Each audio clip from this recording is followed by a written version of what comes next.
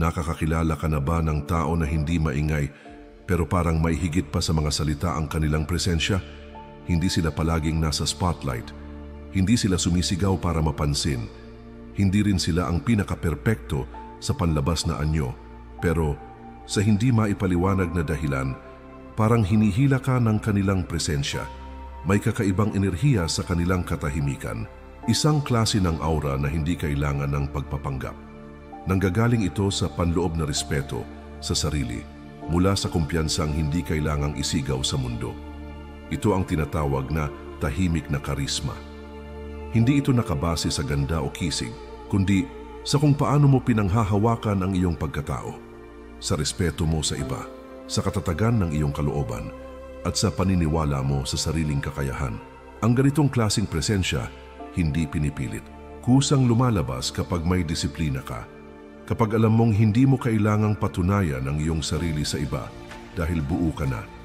Sa video na ito, tatalakayin natin ang 11 simpleng gawi na magpapatibay sa iyong katahimikan at magpapalakas ng iyong presence batay sa karunungan ng mga Stoic. Hindi mo kailangang magpanggap. Hindi mo kailangang baguhin kung sino ka. Ang kailangan mo lang, linangin ang mga tamang asal at paniniwala na nasa loob mo na. Handa ka na bang matutunan ang sikreto ng tahimik pero makapangyarihang presensya? Simulan natin. Number 1. Yakapin ang tunay na kalayaan. Ang isa sa pinakamakapangyarihang katangian ng isang tao ay ang pagiging malaya, hindi dahil sa kawalan ng responsibilidad, kundi sa kakayahang hindi ipasailalim ang sarili sa opinyon ng iba. Sa panahon, ngayon marami ang nahuhulog sa bitag ng paghingi ng pag-apruba. Sa social media, sa trabaho, sa mga relasyon. Parang laging may hinahabol na likes, papuri o kumpirmasyon na sapat ka na. Ngunit ang mga taong tunay na malaya ay yaong hindi nakatali sa mga palakpak ng iba. Hindi nila hinahayaan na dikta ng mundo ang magtakda ng kanilang halaga. At dahil dito, kusa silang nirerespeto at hinahangaan. Ang tunay na kalayaan ay hindi paglayo sa mundo. Hindi rin ito pagiging suwail. Ito ay ang katahimikan ng isipan na alam ang kanyang pinanghahawakang prinsipyo, ang kumpiyansa na hindi kailangang patunayan ang sarili sa kahit sino. Kapag hindi mo na hinahabol ang atensyon, mas lalo kang nagiging kaakit-akit dahil nararamdaman ng iba ang iyong panatag na presensya. Narito ang ilang palatandaan ng tunay na kalayaan. Una, hindi mo ikinukumpara ang sarili mo sa iba. Maraming tao ang nababahala at nalulugmok dahil sa palagiang pagtitig sa buhay ng iba. Ngunit ang taong malaya ay hindi naiinggit dahil nauunawaan niyang bawat isa ay may sariling paglalakbay at takdang panahon. Pangalawa, hindi mo kailangang habulin ang atensyon o papuri. Ang may tiwala sa sarili ay hindi nangangailangan ng palakpak o kumpirmasyon. Hindi niya kailangang ipagmalaki kung gaano siya kagaling, karunong o kayaman sapagkat alam niya na ang tunay na halaga ay hindi nasusukat sa mga panlabas na bagay. Pangatlo, may sariling paninindigan. Ang may prinsipyo ay hindi basta-basta naapektuhan ng uso o opinyon ng iba. Ginagawa niya kung ano ang tama, hindi dahil sa dikta ng iba, kundi ayon sa sariling paniniwala. Pang-apat, marunong mapag-isa at hindi takot sa katahimikan. Habang ang marami ay takot mapag-isa, kaya patuloy na naghahanap ng mga distraksyon, cellphone, walang katapusang pakikisalamuha o maging toxic na relasyon, ang taong tunay na malaya ay payapa kahit mag-isa. Hindi dahil iniiwasan niya ang iba kundi dahil natutunan niyang pakinggan at mahalin ang sarili. Ayon sa karunungan ng mga Stoic, ang tunay na kalayaan ay kontrol sa sarili. Sabi nga ni Marcus Aurelius, "He who lives in harmony with himself lives in harmony with the universe." Kapag natutunan mong tanggapin ang sarili mo sa iyong lakas at kahinaan, hindi mo na kailangang humingi ng kumpirmasyon mula sa iba. Hindi pera, hindi kasikatan, hindi ari-arian ang sukatan ng kalayaan, kundi ang kakayahang pamahalaan ang sarili mong isipan at emosyon. At kapag yakap mo na ang ganitong uri ng kalayaan, hindi mo na kailangang ipagsigawan ito, sapagkat makikita ito ng iba sa iyong kilos, sa iyong tahimik, ngunit matatag na presensya. Ito ang katahimikan na may lakas. Ito ang kumpiyansa na hindi kailangang isigaw. Ito ang tunay na kalayaan. Number 2. Mastery ng silent elegance, ang lakas ng kalmadong karisma. Sa mundo ngayon na puno ng ingay, pagmamadali at walang katapusang agawan ng atensyon, may isang uri ng presensya na kakaiba, tahimik, pero hindi mo maiwasang mapansin. Ito ang tinatawag na silent elegance, isang anyo ng karisma na hindi nangangailangan ng yabang o pangaakit. Ito ay kusang lumalabas sa kilos, tindig at sa paraan ng pagdadala mo ng iyong sarili. Hindi mo kailangang maging pinakasikat, pinakamaganda o pinakabibo sa isang silid. Ngunit kapag ikaw ay dumaan, mapapansin ka. Hindi dahil sa lakas ng iyong boses, kundi dahil sa bigat ng iyong presensya. Narito ang mga katangian ng isang taong taglay, ang silent elegance. Una, ipinapakita ang kumpiyansa sa kilos at tindig. Mas makapangyarihan ang kilos kaysa sa salita. Ang paraan ng iyong paglakad, pagtayo at pagkilos ay nagsasabi ng maraming bagay tungkol sa iyo. Ang taong kalmado, hindi balisa, at may panatag na tindig ay likas na nirerespeto. Hindi niya kailangang ipagmalaki ang kumpiyansa. Nakikita ito sa bawat galaw. Ikalawa, nagsasalita lamang kapag may halaga ang sasabihin. Hindi sila palasambit ng walang saysay na salita. Kapag nagsalita sila, may lalim, may bigat at may direksyon. At dahil dito, mas pinakikinggan sila ng iba dahil alam nilang ang bawat salita ay may saysay. Ikatlo, pananatiling kalmado kahit sa gitna ng unos. Habang ang iba ay natataranta o madaling magalit, ang taong may silent elegance ay marunong huminga, mag-isip at magdesisyon ng malinaw. Ayon kay Marcus Aurelius, "The closer a man comes to a calm mind, the stronger he becomes." Ang tunay na lakas ay makikita sa katahimikan ng loob, lalo na sa mga panahong sinusubok. Ikaapat, hindi nagdadala ng negatibong enerhiya. Hindi sila mahilig magreklamo o magsumbong nang wala sa lugar. Sa halip na mag-ingay, tahimik nilang hinahanap ang solusyon. Mas pinipili nilang maging liwanag kaysa maging pabigat sa paligid. Ikalima, simplicity with depth. Ang tunay na elegance ay hindi nakikita sa marangyang anyo. Ito ay nasa pagiging simple ngunit may dignidad. Maayos manamit, malinis sa sarili, at may respeto sa bawat kilos. Ito ang nagpapakita ng tunay na self-respect. Ayon sa Stoic philosophy, ang tunay na lakas ay hindi ang pagiging maingay, kundi ang kakayahang manatiling kalmado. Ang silent elegance ay hindi lamang panlabas na anyo. Ito ay bunga ng disiplina sa sarili, kakayahang kontrolin ang emosyon, at piliing maging mahinahon sa bawat pagkakataon. Kapag natutunan mong isabuhay ang silent elegance, hindi mo na kailangang pilitin ang iba na respetuhin ka. Kusa itong dumarating. Dahil ang tunay na lakas ay nararamdaman kahit hindi ipagsigawan. Number 3, ang lihim na akyat ng sopistikasyon. Paano maging elegante ng hindi pilit? Ang pagiging kaakit-akit ay hindi lang nakikita sa kumpiyansang ipinamamalas o sa mga salitang binibitawan. Nakikita ito sa simpleng pag-aalaga mo sa iyong sarili, sa mga maliliit na bagay na kadalasan ay hindi pinapansin ng karamihan. Ang taong malinis, maayos at disiplinado sa katawan ay may uri ng tahimik na respeto na kusang ibinibigay ng iba. Hindi kailangang gumastos ng malaki, hindi kailangang magpanggap, sapagkat ang tunay na sopistikasyon ay nagsisimula sa simpleng pagdadala ng sarili. Marami ang naniniwala na ang pagiging sopistikado ay para lamang sa mayayaman, sikat o mataas sa lipunan. Ngunit ang totoo, ang sinumang marunong gumalang sa sarili ay maaaring maging sopistikado saan man siya naroroon. Narito kung paano mo maaabot ang tahimik na anyo ng sopistikasyon. Una, panatilihin ang kalinisan at kaayusan araw-araw. Hindi mo kailangang magsuot ng designer clothes o gumamit ng mamahaling pabango. Sapat na ang malinis na katawan, maayos na buhok at preskong pananamit, kahit simple, basta disente. Ang disiplina sa personal hygiene ay nagbibigay ng natural na kumpiyansa at malinaw na respeto sa sarili. Ikalawa, pumili ng banayad ngunit kaaya-ayang amoy. Ang unang impresyon ay madalas naaapektuhan ng samyo. Hindi kailangang malakas o sobrang tapang ng pabango. Mas mainam ang banayad presko at natural na halimuyak na nag-iiwan ng magandang alaala sa bawat makakasalamuha. Kasama rito ang malinis na hininga, maayos na buhok at kabuang kalinisan ng katawan. Ikatlo, ayusin ang postura at kilos. Ang paraan ng iyong paglalakad, pagtayo at pagkilos ay nagpapahayag ng iyong kumpiyansa. Manindig ng maayos, iwasan ang pagkuba o pag-aapura. Ang kalmadong kilos ay nagpapahiwatig ng kontrol at dignidad, mas kaakit-akit kaysa sa pagmamadali at pagiging aligaga. Ikaapat, magdamit ng simple ngunit akma. Hindi kailangan ng mamahaling damit.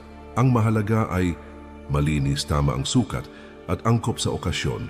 Ang taong marunong pumili ng simpleng kasuotan na akmang dalhin ay mas kaakit-akit kaysa sa nagmamagara ngunit hindi bagay o magulo ang ayos. Ikalima, magkaroon ng disiplina sa pamumuhay.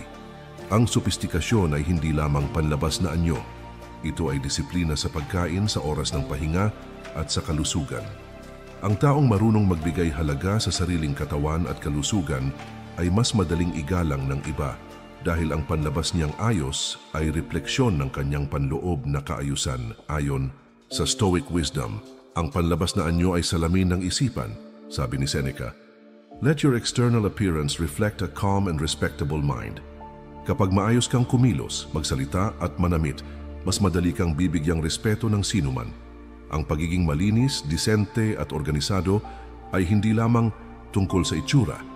Ito'y isang tahimik na patunay ng self-respect at inner strength. Kapag natutunan mong alagaan ang sarili sa simple ngunit epektibong paraan, hindi mo kailangang ipagsigawan ng iyong sopistikasyon. Kusa itong mararamdaman ng iba sa iyong presensya. Number 4, maging ganap na present. Bakit kakitakit ang taong tunay na nakikinig? Sa panahon ngayon na puno ng abala, ingay at distractions, bihira na ang taong nagbibigay ng buong atensyon sa kausap niya. Madalas, kahit pisikal na magkasama, lumilipad na ang isip ng marami. Nasa cellphone, iniisip ang trabaho, o nag-aalala sa mga bagay na wala sa kanilang harap. Kaya naman ang taong tunay na present ay nagiging natural na magnet ng respeto, tiwala at koneksyon. Hindi lang ito tungkol sa pagiging present sa katawan, kundi sa pagbibigay ng buong atensyon, pakikinig ng may malasakit at pag-appreciate sa kasalukuyang sandali.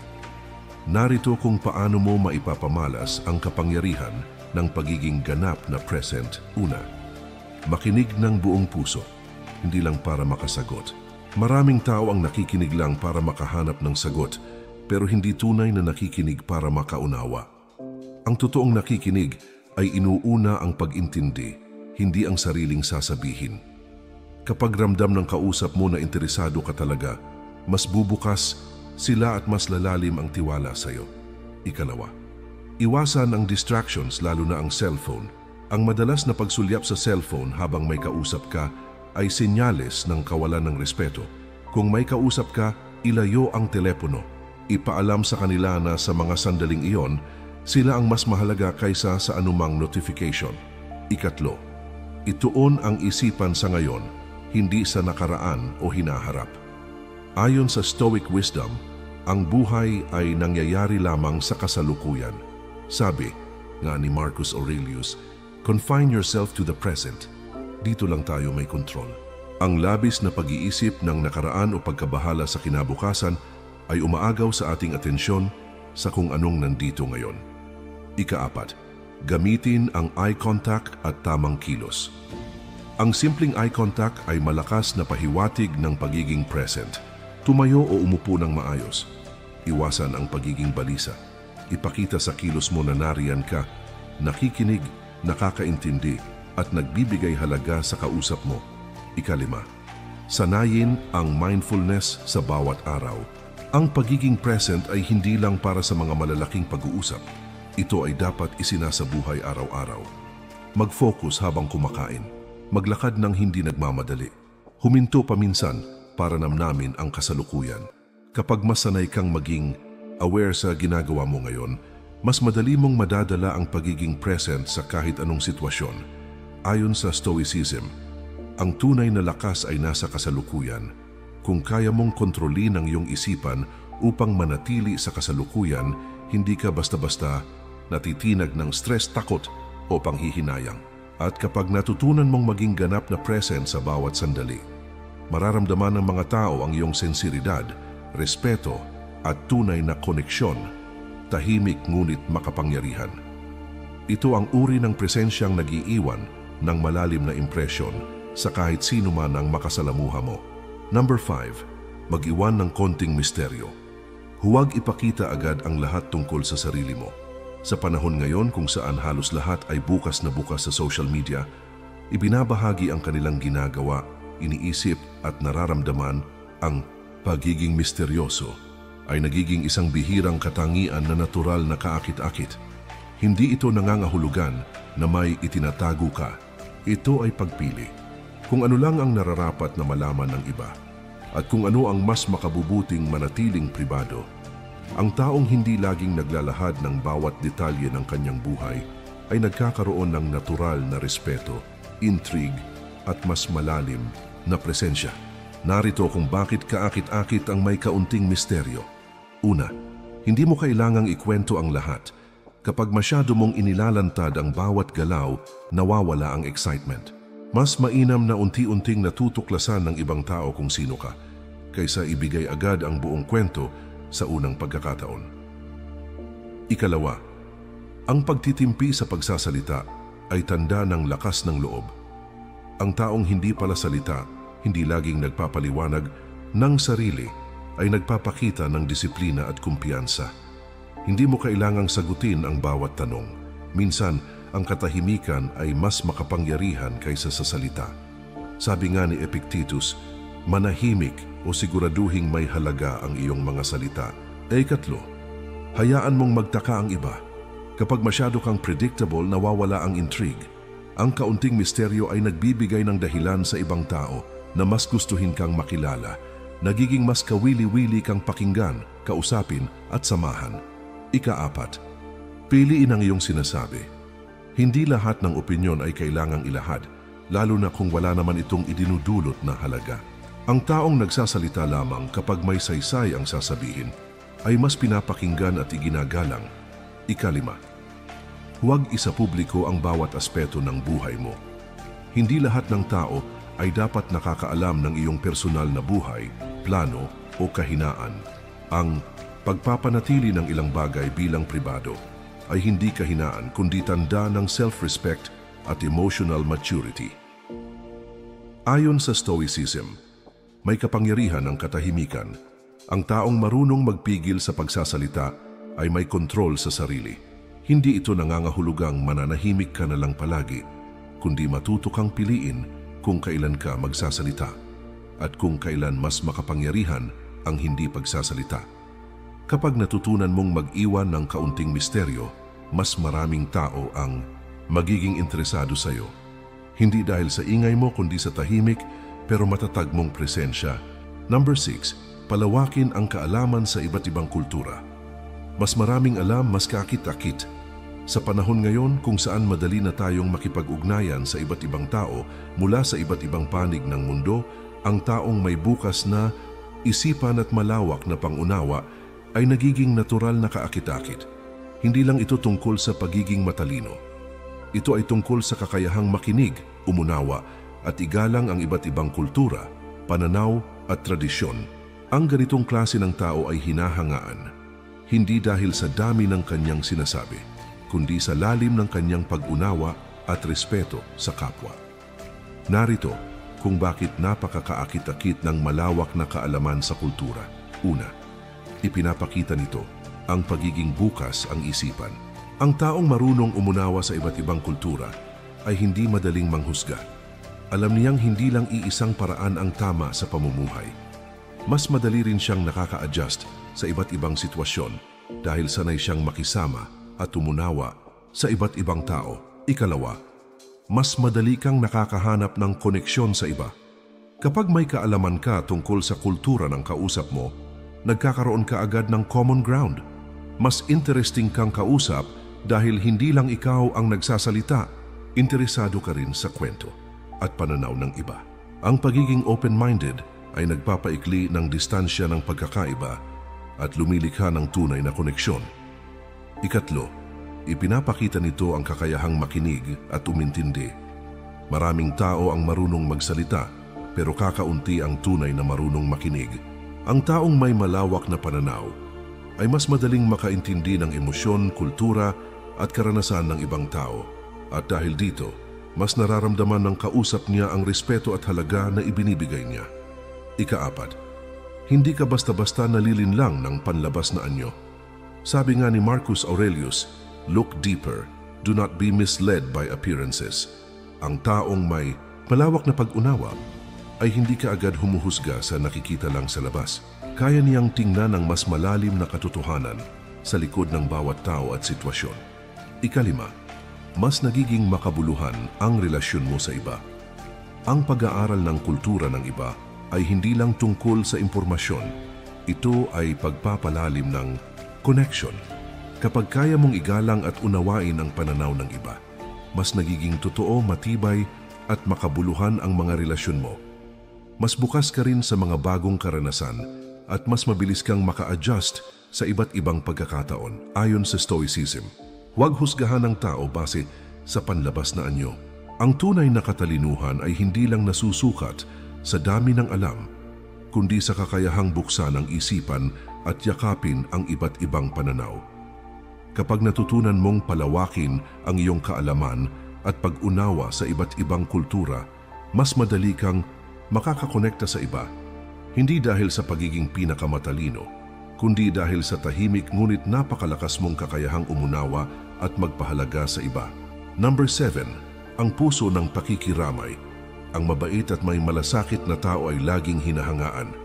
Sa panahon ngayon, kung saan karamihan ng tao ay abala sa sarili nilang mga buhay, bihira na ang may tunay na kakayahang makiramay. Kaya naman, ang pagiging mabait, maunawain, at marunong makinig ay hindi lamang simpleng kagandahang asal. Ito ay isang tahimik pero napakalakas na katangian na nagdadala ng respeto, paghanga at pagmamahal mula sa iba. Hindi mo kailangang gumawa ng ingay para mapansin. Kapag marunong kang magpahalaga at magmalasakit sa iba, kusa silang lalapit sa iyo dahil ramdam nila na mahalaga sila sa iyo. Narito kung bakit napaka-kaakit-akit ng pusong may pakikiramay. Una, ipinapakita nito ang tunay na lakas. Maraming naniniwala na ang hindi pagpapakita ng emosyon ng sukatan ng lakas. Pero ang totoo, ang kakayahang makiramay, makinig at umintindi ng damdamin ng iba, iyan ang tunay na lakas. Mas nirerespeto at pinagkakatiwalaan ang taong inuuna ang pag-unawa bago ang paghusga. Ikalawa, ang tunay na atensyon ay isang regalo. Sa mundong puno ng distraction, bihira na ang tunay na nakikinig. Ang pagbibigay ng buong oras at atensyon sa kausap mo ay isang simpleng kilos na may malakas na epekto.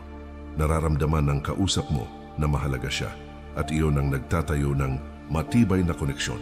Ikatlo, ang kabaitan at pag-unawa ay bihira.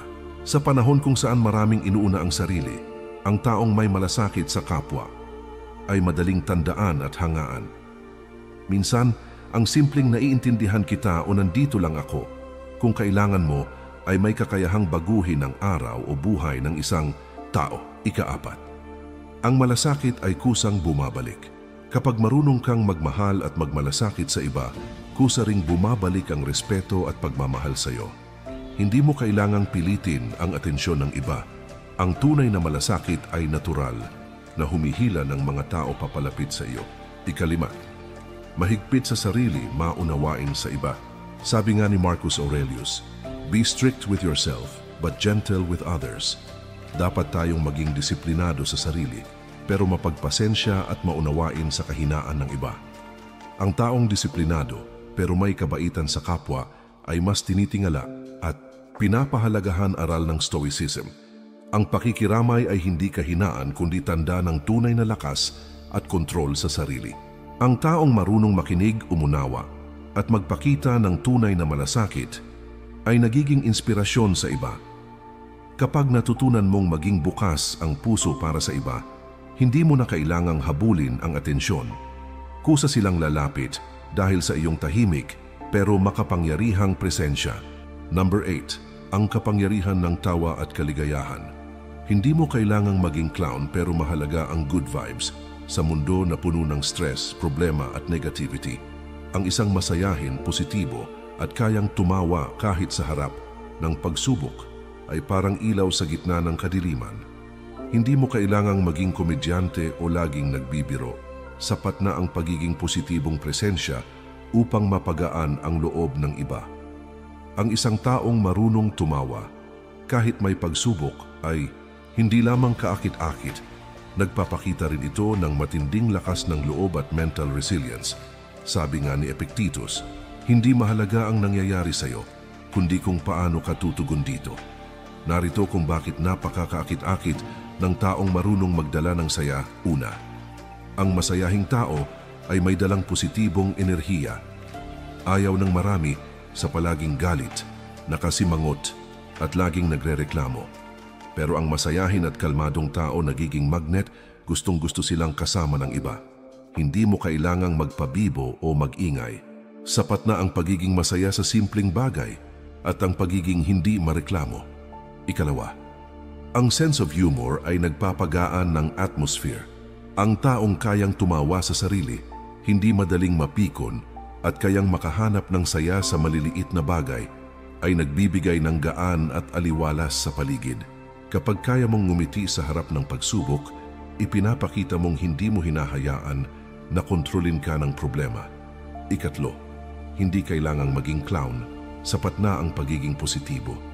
Hindi mo kailangang maging komedyante para lang mapansin.